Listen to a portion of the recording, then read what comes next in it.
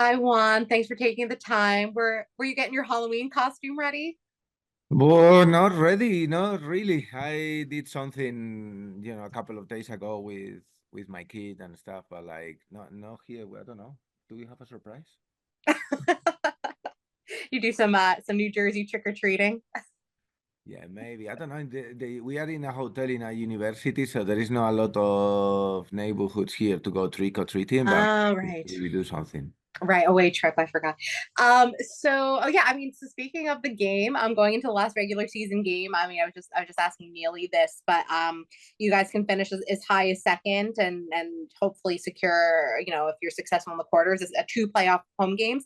So just what is the focus going in on this match? Obviously getting all 3 points, but are you already thinking ahead to that seeding for the playoffs? Just kind of what's kind of the message?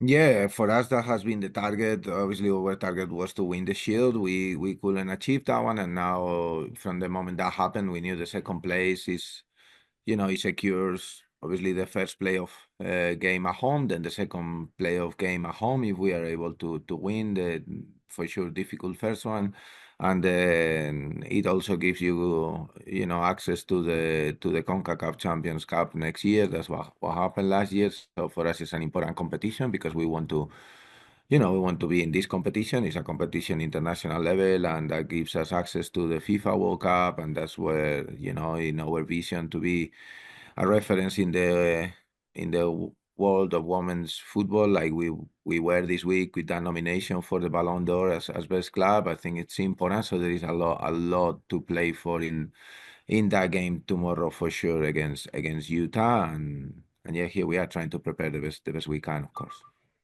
And Yasmin Ryan, getting called up and getting her national team cap. What is that, what does that mean for you as a coach to have seen this young player have such a breakout season and earn that honor and get that appearance?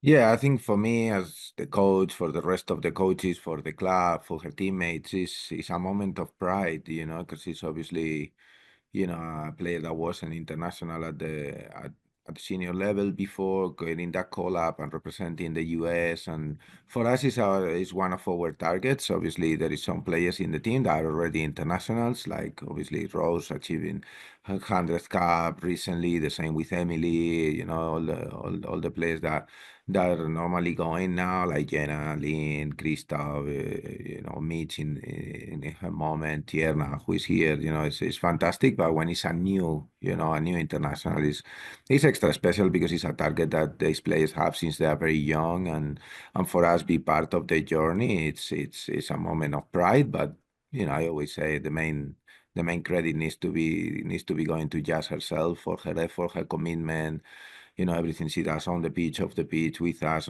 she's done through her career. So yeah, super, super happy for her. No? And you mentioned Tierna. Is she expected to play this weekend? How's she doing?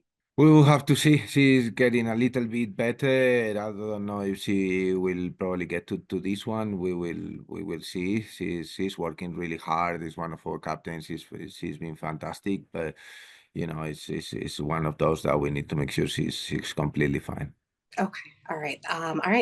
Thank you, Theo. I'll let you take the floor. Hey Juan, how you doing? Yeah, good. See you. Very well, very, very well. I just before any other questions, I just wanted to say I hope any friends or family in Valencia are okay. If you've got anyone in that part of the country, I know it's been a crazy 24 hours. Yeah, now for me, like for friends or family here. No, no, in Valencia.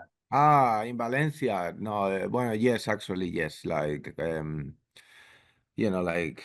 don't know how you say, like my sister-in-law, her boyfriend, the dad, has been the last couple of days in the roof of an IKEA. Then I have a friend that has a close friend that is disappeared. So, like not directly, but yes, people that I know of, or especially obviously the dad of my sister-in-law is fine, but they haven't been able to rescue him for 2 days. So it's been challenging because it's one of those situations that nobody wants to leave, and apparently, we could have done a bit better in terms of how we prevented it, and it's very frustrating for us as Spanish people, it's really sad. It's really sad days, and I hope there is solution soon, and that they can help as many people as possible because the situation is really extreme, and they are really looking at how it happened. Like here in Florida, there was warnings for like a week, and this one was like a lot worse, and there was no warning whatsoever. There's a lot of controversy now, and it's very sad. But here, for of course, like sending my deepest condolences to everyone, and hopefully, the people that is suffering, can be helped as soon as possible. No.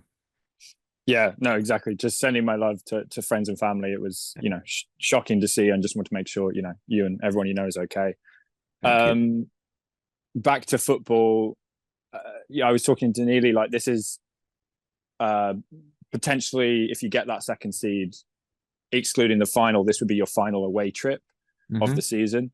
So I was just wondering if you have any reflections on your favorite away trips from the season, or things that you feel like as a staff, as a club, you got right when it comes to away travel in terms of preparing the players, or things you'd like to do to get the squad ready for a big trip.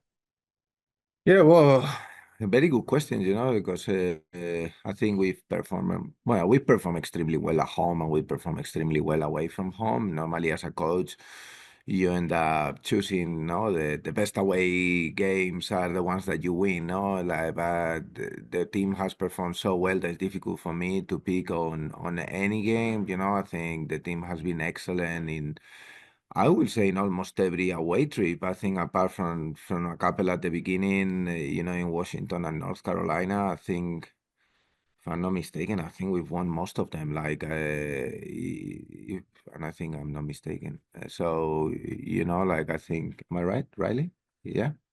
So I think the preparation has gone really well. We've adapted certain things, like we travel, even if it's a close distance, we travel always at least on match day -2. I think that's been a big change. When we've done that, we've got like good results always. I think preparation is key. We fly commercial, so that's important because there is delays of things that you can't control. Like it happened to us before we played Washington. We were on the plane for a very long time. The flight got delayed, and we played the next day in the morning. So we decided to change that for the rest of the year. And we also traveled to North Carolina the day before the game, and those are the two games that we lost. And then after that, we changed that preparation, and it's paid off really well. I think players have done really well staff, and spending some time with them, having a little bit more time to have meetings. I think that's probably been a big change in terms of how we prepare things that are not specifically football. So yeah. Thank you so much for sharing that. That's a great answer. Just following up, does any away day, I mean, you had a few there in terms of negative away days that made you want to tweak some things, but does any away day stand out for a positive reason where you feel like things really click? Oof, yes, like I think the team is done so well. Like, I think in Houston, we were able to win in a difficult game. San Diego, at the end of the way, we did really well. In LA, we won. In Seattle, we won. In Portland, we won. In Louisville, we won. And played fantastically well. In Chicago, we won. Do you know what I mean? Like, I think it's been amazing. How in Kansas, the team like did really well. I think especially, probably the farthest trips this year have been the better ones, no? Because I think we lost in North Carolina, Washington, and Orlando. So